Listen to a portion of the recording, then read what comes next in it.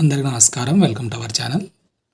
ఈరోజు పత్రికల్లో వచ్చిన వివిధ విద్యా ఉద్యోగ సమాచారాన్ని చూద్దాం.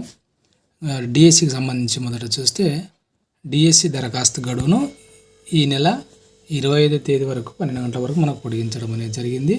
మొదట ప్రకటించిన షెడ్యూల్ ప్రకారం ఫీజు గడువు బుధవారంతో ముగిసిందన్నమాట. దీన్ని 3 రోజులు పొడిగించడం జరిగింది. ఇప్పటి వరకు టెట్కు 3,17,950, డిఎస్సికి 3,19,176 దరఖాస్తులు అనేది రావడం అనేది జరిగింది. డిఎస్సికి సంబంధించి మరొక అప్డేట్, టెట్ డిఎస్సి షెడ్యూల్పై నేడు హైకోర్టు నిర్ణయం ఇవ్వడం జరిగింది. నెల రోజుల వ్యవధి సముచితమని అభిప్రాయపడ్డ న్యాయస్థానం అని ఇచ్చినాడు. టెట్ డిఎస్సి పరీక్షలకు కనీసం నెల రోజుల వ్యవధి ఇవ్వడం సముచితమని హైకోర్టు ప్రాథమికంగా అభిప్రాయపడడం అనేది జరిగింది. షెడ్యూళ్లలో మార్పులు చేసే ఆలోచన ఏమైనా ఉందా అని ప్రభుత్వాన్ని ప్రశ్నించడం జరిగింది. కాబట్టి టెట్కు డిఎస్సికి మధ్య నెల రోజులు గ్యాప్ అనేది ఉండాలి అనే విషయాన్ని చెప్పడం అనేది జరిగింది. ప్రభుత్వాన్ని ప్రశ్నించడం జరిగింది. దానికి సంబంధించి సమాధానం రాకపోవడంతో మళ్ళీ ఈ రోజుకు తీర్పు వాయిదా వేయడం అనేది జరిగింది. ఇంకా మనకు గ్రూప్ 2 ఎస్బీఐ అనేది 25వ తేదీ ఎగ్జామ్ అనేది ఉండేది. అయితే ఎస్బీఐ వాళ్ళే ఈ డేట్ అనేది పోస్ట్ పోన్ చేసుకోవడం అనేది జరిగింది. ఎస్బీఐ ఈ నెల 25న నిర్వహించనున్న క్లరికల్ మెయిన్స్ పరీక్షను ఆ రోజు రాయలేని వారికి మార్చి 4న అవకాశం కల్పించింది. అయితే ఈ నెల 25న ఏదైనా రాత పరీక్ష లేదా మౌఖిక పరీక్ష ఉన్నవారు ఈ అవకాశాన్ని సద్వినియోగం చేసుకోవాలని చెప్పడం జరిగింది. ఏపీఎస్సి గ్రూప్ 2 ప్రిలిమ్స్ను ఈ నెల 25న రాష్ట్రంలో నిర్వహించనుంది. అభ్యర్థుల విజ్ఞప్తి మేరకు ఏపీఎస్సితో సంప్రదించడం వల్ల ఎస్బీఐ ఈ అవకాశాన్ని అనేది ఇవ్వడం జరిగింది. దీనికోసం ఈ నెల 23 ఉదయం 9 గంటల వరకు వెబ్సైట్లో మీరు దరఖాస్తు చేసుకోవాల్సి ఉంటుంది. అదేవిధంగా పాలిటెక్నిక్ లెక్చరర్స్ ఎంపిక జాబితా విడుదల చేయడం అనేది జరిగింది. గత ఏడాది ఏప్రిల్ నిర్వహించిన ప్రభుత్వ polytechnic lecturers engineering, non engineering పోస్టుల ఫలితాలను ఏపీఎస్సి విడుదల చేయడం అనేది జరిగింది. ఎంపికైన అభ్యర్థుల జాబితాను సర్వీస్ కమిషన్ వెబ్సైట్లో పెట్టడం జరిగింది. ఒకసారి మీరు చెక్ చేసుకునే ప్రయత్నం చేయండి. అదేవిధంగా ఇంటర్ హాల్ టికెట్లు కూడా విడుదల చేయడం అనేది జరిగింది. మార్చి 1 నుంచి ప్రారంభం కానున్న ఇంటర్ పరీక్షల హాల్ టికెట్లను పాఠశాల విద్యాశాఖ ముఖ్య కార్యదర్శి ప్రవీణ్ ప్రకాష్ విడుదల చేయడం అనేది జరిగింది. అదేవిధంగా యోగివాణి యూనివర్సిటీ నుండి కాన్వొకేషన్ నోటిఫికేషన్ అనేది ఇవ్వడం అనేది జరిగింది.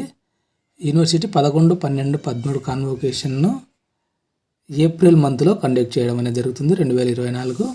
ఇంకా ఎలిజిబుల్ క్యాండిడేట్స్ ఎవరైతే ఉంటారో వాళ్ళందరూ కూడా అప్లై చేసుకోవాల్సి ఉంటుంది. మార్చి 21 తేదీలోపు మీరు అప్లై చేసుకోవాల్సి ఉంటుంది.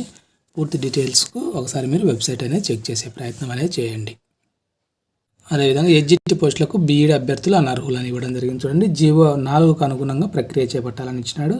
మధ్యంతర ఉత్తర్వులు జారీ చేసిన హైకోర్టు. సెకండరీ గ్రేడ్ టీచర్స్ పోస్టులకు బీఈడీ అభ్యర్థులు అనర్హులని హైకోర్టు ప్రకటించింది. సుప్రీంకోర్టు మార్గదర్శకాలకు అనుగుణంగా ఉన్న జీవో 4 ప్రకారం నియామక ప్రక్రియ చేపట్టాలని ప్రభుత్వాన్ని ఆదేశించడం అనేది జరిగింది. ఇంకా బీఈడీ అభ్యర్థులను ఎడ్జిటి పోస్టుల భర్తీకి అనుమతించే నోటిఫికేషన్లోని నిబంధనపై స్టే అనేది విధించింది. పూర్తి వివరాలతో కౌంటర్ వేయాలని పాఠశాల విద్యాశాఖ ముఖ్య కార్యదర్శి, కమిషన్, జాతీయ ఉపాధ్యాయ మండలి సభ్య కార్యదర్శికి నోటీసులు జారీ చేయడం అనేది జరిగింది. అదేవిధంగా తెలంగాణకు సంబంధించి 500 రూపాయలకే సిలిండర్ అని ఇవ్వడం జరిగింది. రేషన్ ఆధార్ తప్పనిసరి అని ఇచ్చినాడు. గ్యాస్ సబ్సిడీ చెల్లింపుపై కసరత్తు అని ఇచ్చినాడు.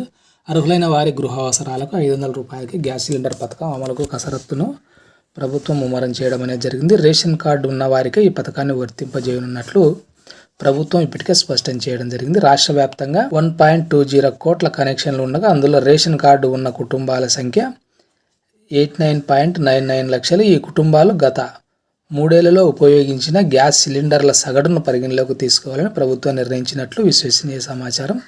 మరో వారం 10 రోజుల్లో 500కు గ్యాస్ సిలిండరు, 200 యూనిట్ల ఉచిత విద్యుత్ పథకాన్ని అమలు చేస్తామని సీఎం ప్రకటించడం అనేది జరిగింది.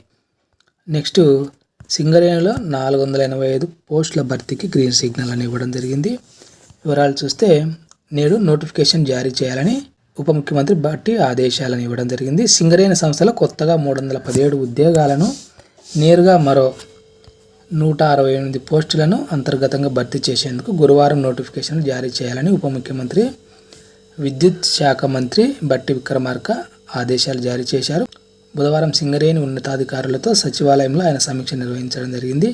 ఈ ఏడాది సంస్థలో కారుణ్య నియామకాల కింద కనీసం మరో 1000 ఉద్యోగాల భర్తీ చేయాలని బట్టి సూచించడం జరిగింది. వీటి కోసం పరీక్షలు పారదర్శకంగా జరగాలని, ఎలాంటి అవకతవకలు జరిగినా అధికారులను ఉపేక్షించేదని హెచ్చరించడం అనేది జరిగింది.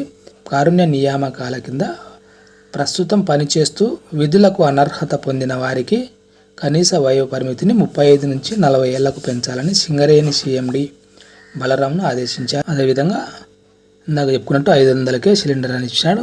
ఇక్కడ మళ్ళీ వచ్చే నెల 15 నాటికి రైతు భరోసా డబ్బులు జమ అని ఇచ్చినాడు. ఇంకా తెలంగాణకు సంబంధించి వారం 10 రోజుల్లో మెగా డిఎస్సి నోటిఫికేషన్ అనేది ఇస్తామనే విషయాన్ని ఇచ్చినాడు. రాష్ట్రంలో మెగా డిఎస్సికి కసరత్తు జరుగుతుంది.